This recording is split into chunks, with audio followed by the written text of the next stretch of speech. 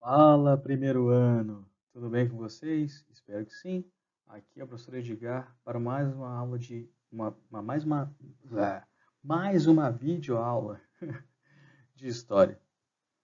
A gente já vai para o módulo 25, né? Que vai falar aí sobre a Baixa Idade Média, o período final da Idade Média, e também das Cruzadas, tá bom? A Baixa Idade Média.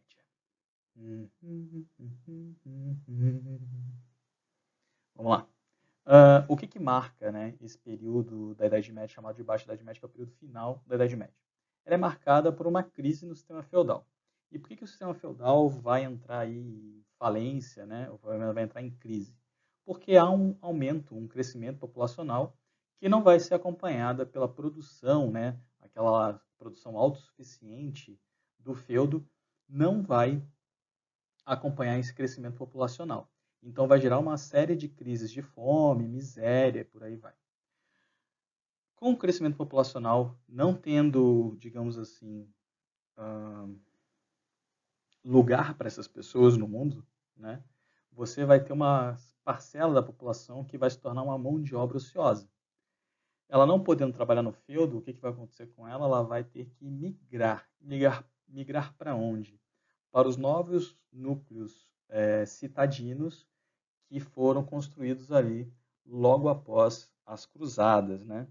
A gente vai ver daqui a pouco, né, que nesse momento aí pós-cruzadas vai começar a se formar os núcleos citadinos e aí nesses núcleos citadinos vai essa galera de mão de obra ociosa tentar uma vida nova.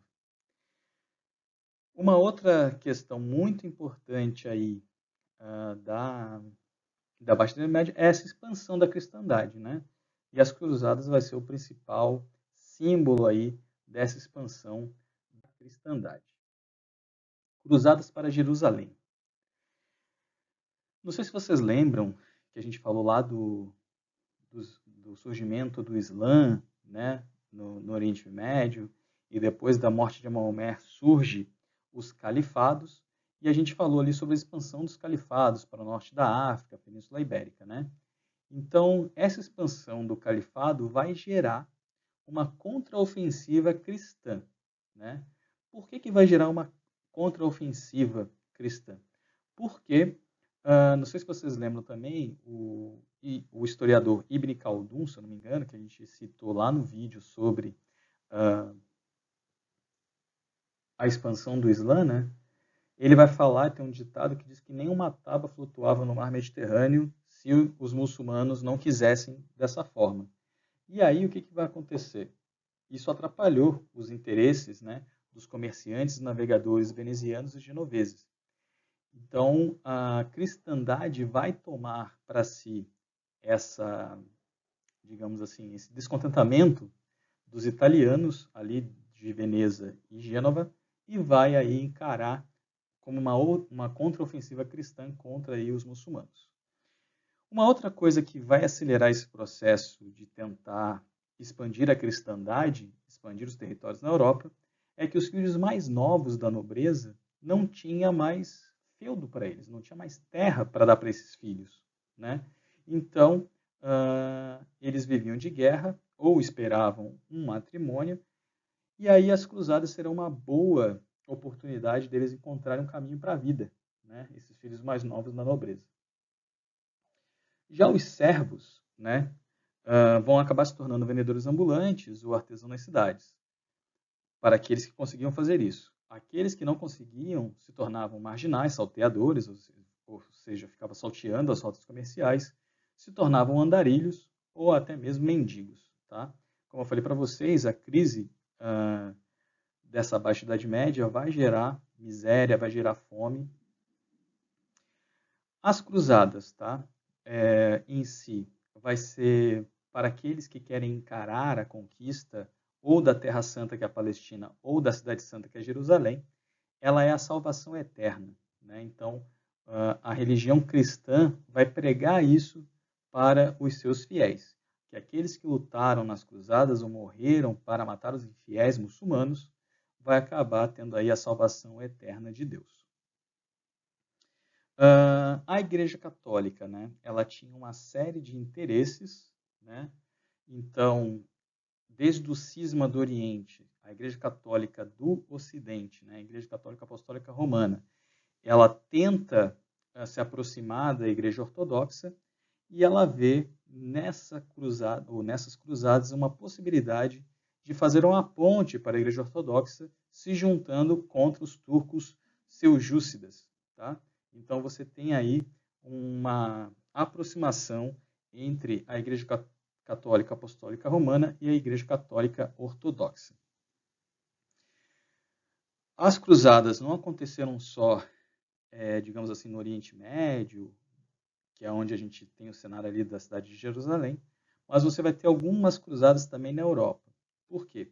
Como eu disse para vocês, né, os califados muçulmanos vão invadir a Europa, vão chegar até a Península Ibérica, e na Península Ibérica começam as guerras de reconquista, que vão acabar só no ano de 1492, com a conquista de Granada, tá? Que é a última cidade a ser conquistada pelos cristãos, tirando da mão dos muçulmanos. E também você tem ali as cruzadas italianas, lideradas pela cidade de Gênova, Pisa e Nápoles, no norte da África. Então você tem toda uma questão comercial, principalmente dos califados que dominavam o norte da África, que dominavam também o mar Mediterrâneo e o comércio, e você vai ter essas cidades aí como Gênova, Pisa e Nápoles, que vão travar cruzadas contra o norte da África exatamente para a manutenção, ou pelo menos reconquista, né, das rotas comerciais do Mediterrâneo.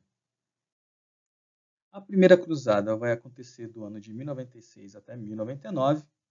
Ela vai ser convocada pelo Papa Urbano II no ano de 1095 e as tropas comandadas por Godofredo de Bouillon, Duque da Lorena, vai conquistar as cidades de Edessa, Antioquia, Trípoli, Acre e até mesmo Jerusalém no ano de 1099.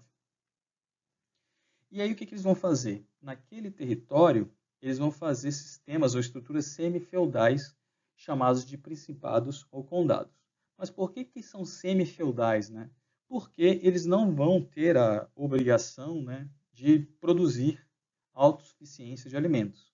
Eles eram muito mais fortalezas para tentar o avanço, ou pelo menos organizar os avanços militares dos europeus no Oriente, tá?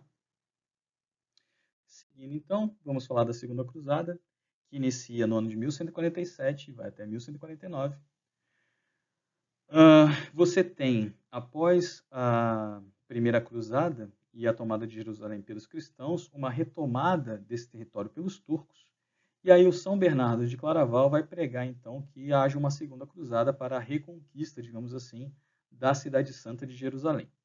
Comandado, então, por Conrado II, que era imperador germânico, e Luís II, rei da França, eles vão conseguir conquistar a Antioquia e o Acre, mas não vão conseguir passar da cidade de Damasco, tá? Eles vão ser derrotados e serão obrigados a recuarem e voltar para a Europa.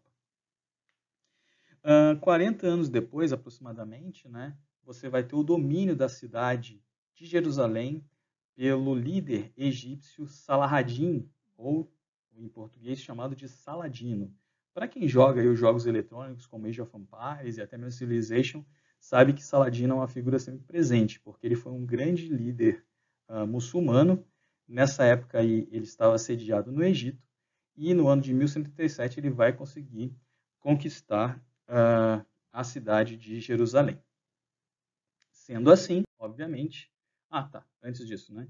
Temos aí o mapa da época, ali por volta de 1135, você percebe o domínio que era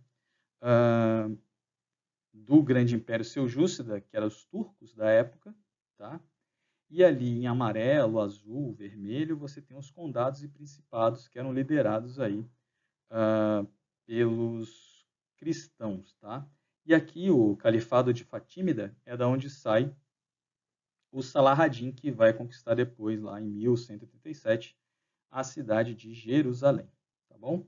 Então, só para vocês terem uma ideia do que a gente está falando, de que parte do planeta que a gente está falando e como eram essas divisões aí, onde está Jerusalém, Acre, Damasco, só para vocês terem uma visão melhor do mapa da conquista durante a Segunda Cruzada. Aí eu juntei aqui a terceira e quarta cruzada. Da terceira cruzada, né, vai participar o imperador germânico Frederico Barba Roxa, ou Barba Ruiva, Ricardo Coração de Leão da Inglaterra e Felipe Augusto da França. O Frederico ele vai por terra e ele vai acabar sendo morto em batalha ainda ali na Ásia Menor. Já Ricardo e Felipe vão através dos mares e ao chegarem na Palestina eles acabam se desentendendo. Esse desentendimento faz com que o Felipe retorne para a França e como uma certa vingança, né? Ele vai invadir e conquistar alguns feudos do Ricardo Coração de Leão.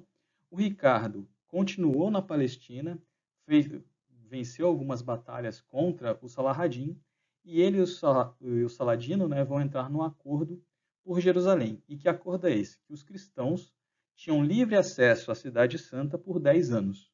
Tá?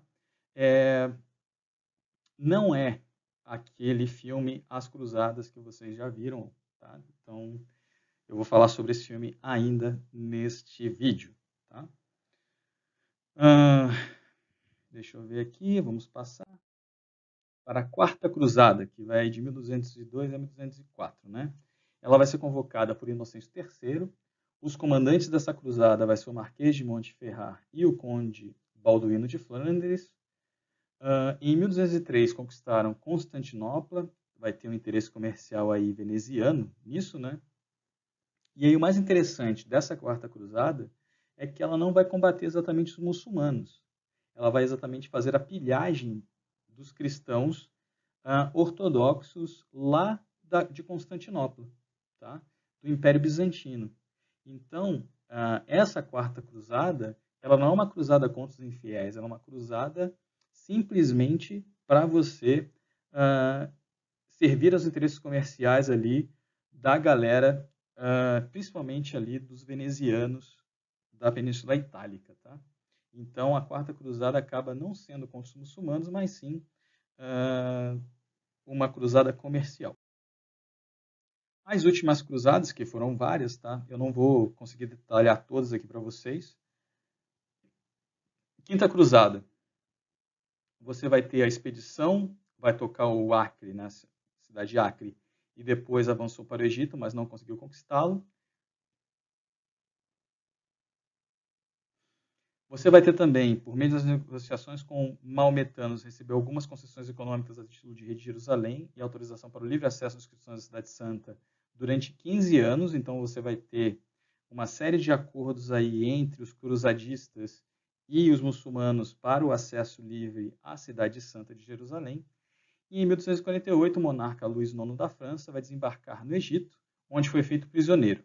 Libertado mediante resgate, retomou a ofensiva em 1270 e desembarcou em Tunis, no norte da África, onde morreu vitimado pela peste. Né? Então, quando a gente fala do filme A Cruzada, aquele lá com Orlando Bloom, a gente está falando desse período aqui. Tá? Porque, se não me engano, o nome do Luís IX é Luís o Belo, que ele tem peste e tal. Então, se vocês puderem assistir esse filme chamado A Cruzada com Orlando Bloom, seria bem interessante para vocês entenderem um pouco desse mundo da Baixa Idade Média aí, das cruzadas que a gente está falando aqui nas aulas. Tá? Para finalizar, quais vão ser as consequências? Né? O que vai acontecer pós-cruzadas? Bom, as cruzadas serão um grande fracasso militar, porque efetivamente os católicos, os cristãos, não vão tomar conta de Jerusalém. Elas vão continuar nas mãos dos muçulmanos. Temporariamente, a gente vai falar muito dessas terras ainda na história. E aí, esse fracasso militar vai mostrar para os reis que eles precisavam ter um poder centralizador para exatamente ter força militar. Tá? Então, muitos desses reis, desses caras, perceberam que ter a fragmentação do poder na mão dos vassalos não lhe garantia uma força efetiva para enfrentar, digamos assim, um outro reino, ou talvez conquistar novas terras. Após as cruzadas, você vai ter um renascimento comercial pelo Mediterrâneo, principalmente, né, após o domínio muçulmano entre os séculos 8 e 9.